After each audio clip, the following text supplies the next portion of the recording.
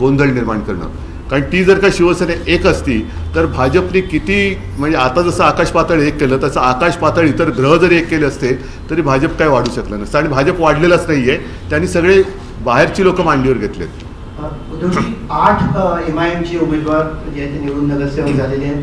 शिवडीसारख्या भागामध्ये समाजवादी पक्षाचा उमेदवार निवडून आलेला आहे. काय कारण आहेत MIMचे उमेदवार एवढ्या मोठ्या संख्येने निवडून आले? 8 त्यांना इतरांपेक्षा जास्त मतं पडली. नाही, पण काय राजकीय गणित काय राजकीय गणित काय आहे की मुंबईत 8 MIMचे नगरसेवक? अरे पण मी कसं सांगू ते. भाजपने जो हिंदुत्वाचा मुद्दा घेतला होता त्यानंतर सोडला आता त्याचा फायदा झाला असं वाटतंय का एकूणच या निवडणुकीत? भाजपने मतं तिकडे गेली असं वाटतं का? भाजपने हिंदुत्वाचा मुद्दा कधीच घेतला नाही. ते त्यांचं निवडणुकीचं ढोंग आहे. त्याच्यामुळे हे ढोंग आता हिंदूंना पण कळायला लागलेलं आहे. नाही, आवाज इथून येत नाही. दुसरीकडे प्रभाग क्रमांक 173 मध्ये जो 30 वर्षापासून तुमच्या हातात होता तो ढासळलेला कुठला?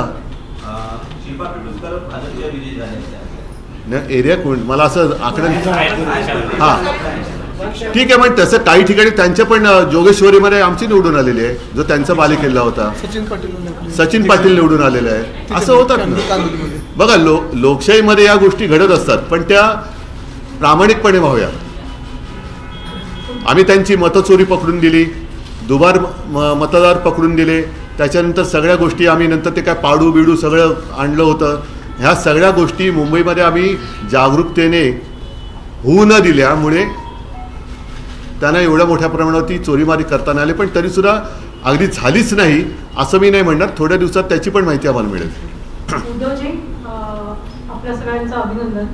आपण मुंबईचा विचार करू, ज्या आक्रमण होते नदीने गिरगावमध्ये पण झालंय, दादरमध्ये पण होत आहे, पण असा विचार करून आपण एकत्र आलो. आता या काळामध्ये म्हणजे खूप असं विचारपूर्वक बोललात की आम्ही शिवसेनेला बाजूला काढलं. मराठी माणूस म्हटल्यावर आपल्या दादरमध्ये पण इथे आल्यानंतर आम्हाला वाटतं की आधार होते बाळासाहेबांचा. तर आता हा विचार करून आपापसात भांडण्यापेक्षा समजा जे नगरसेवक गेले ते जर परत आले तर मग शिवसेनेचा महापौर होऊ शकतो असा विचार केला जाईल. तुमच्या संपर्कात असतील तर घेऊन या.